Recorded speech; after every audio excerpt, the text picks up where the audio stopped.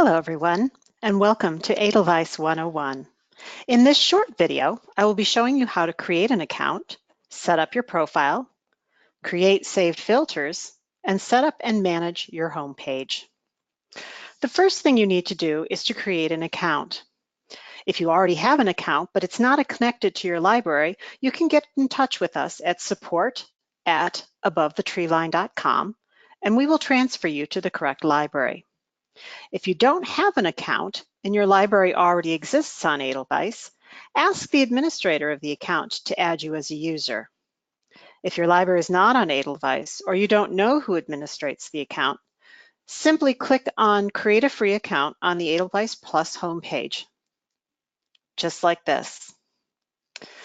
Then you're going to want to put in your name, your last name, your email address,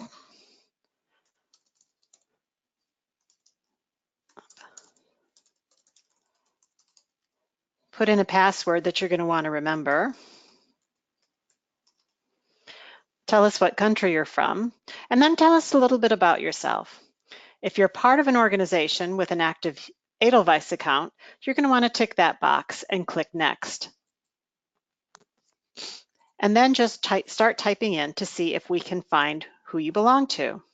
I belong to Above the Tree Line, so I'm going to click on that, and then I'm going to click on Request Access. And the request will have been sent to the user administrator for that.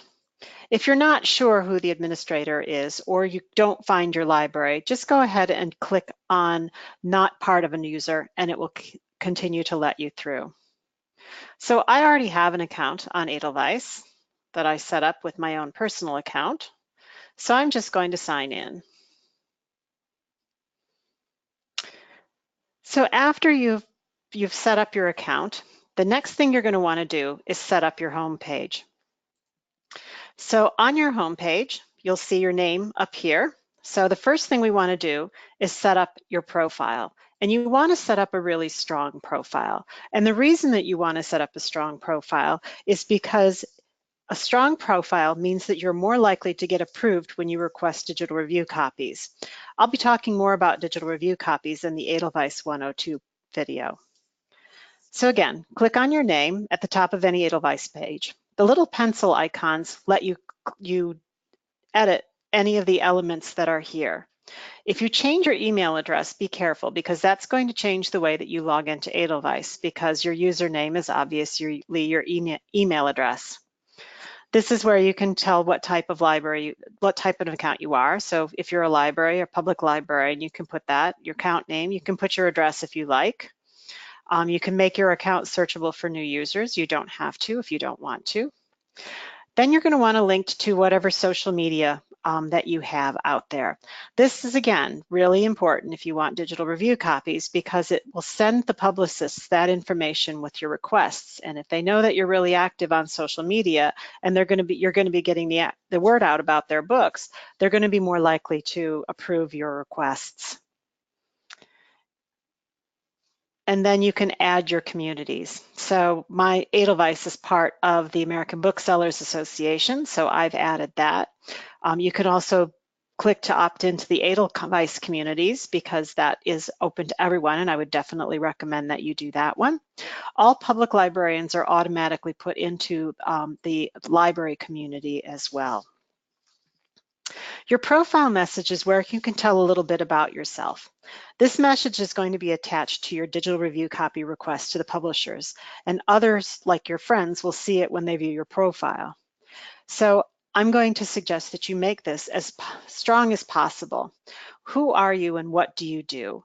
Don't make an assumption that the publicist knows exactly who you are. So I've put in that I'm the Customer Success Manager for libraries for Above the Tree Line. If you're a librarian, you're going to want to put that you're a librarian for a public library. You're going to want to say, you know, the population that you serve. You're going to want to put other things that you think will be relevant. If you have a good social media presence, you're going to want to put the number of followers that you might have on your blog. But again, don't put too much information. Let's make it concise. Maybe some bullet points that you think are the most relevant and that for how people are going to view you. Once you have everything finished, all you have to do is click on Save in order to save this. You can also look for friends. I have two friends, myself and my boss right now, but you can do a friend search to see if you can find someone else. Oops.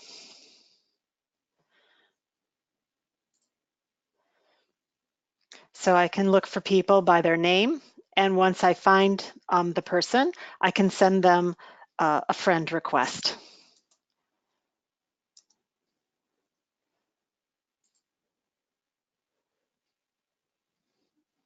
So all I would have to do is just go down and find the right person and then click on their name, and it would send a friend request to that person.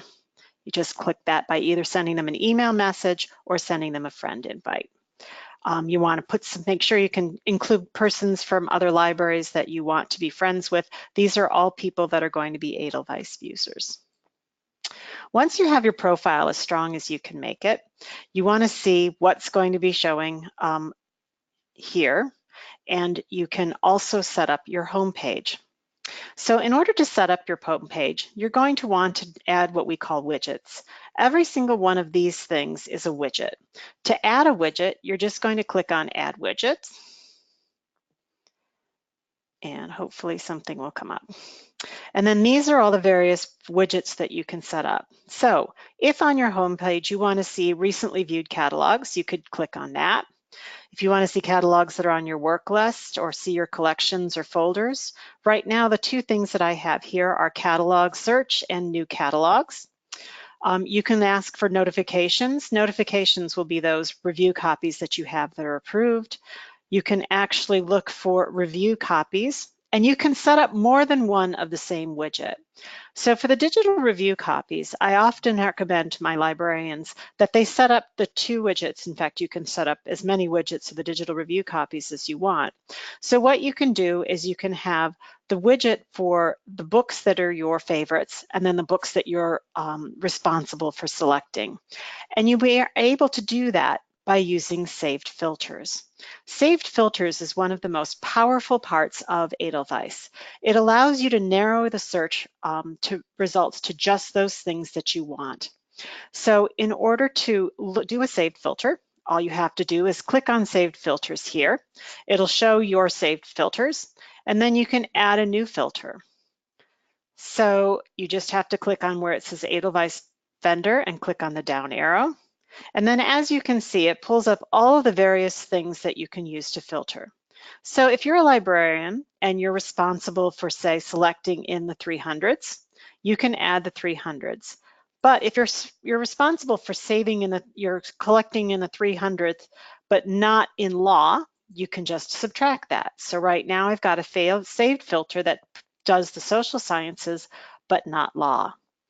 You can also do a publication date to say, I want to say everything from today and looking out for maybe 4 months because you're looking for the future.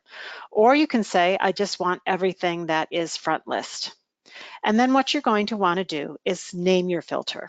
So in this case, we're going to call it my selection area and click on Save. And now what it's doing is looking through all of those catalogs and applying the criteria that I just said. And they're now bringing up all of those books that are in the 300s, but that are not law, that are going to be published between now and 4 months from now. So if I go back to my home page and do my digital review copies, I click on this little gear and it says Save Filter, click here to set. So I'm going to click there and I'm going to look for the filter that I just did under my saved filters, and it says my selection area. And right now it looks like there's no books that are there for that. There are some saved filters that some pre-saved filters that you can use. These genre filters here.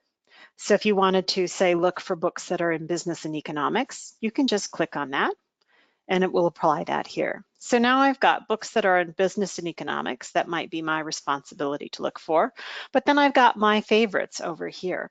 So to be able to see what your favorites are, you can see what my favorites are. you can always edit that saved filter whenever you need to. To edit a saved filter, just go to Saved Filters and then click on Edit Filter. So we just look at my other favorites here and click on Edit Filter.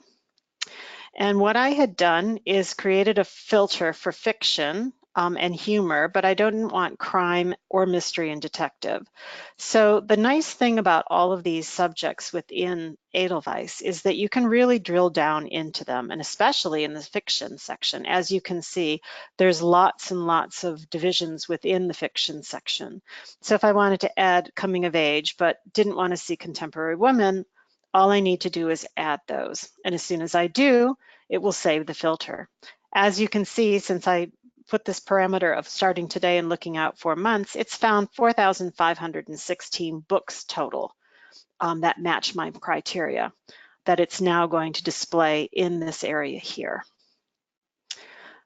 But if I want to just limit my digital review copies to those books that I have, again, you just have to apply the filter, and only those types of books will show here.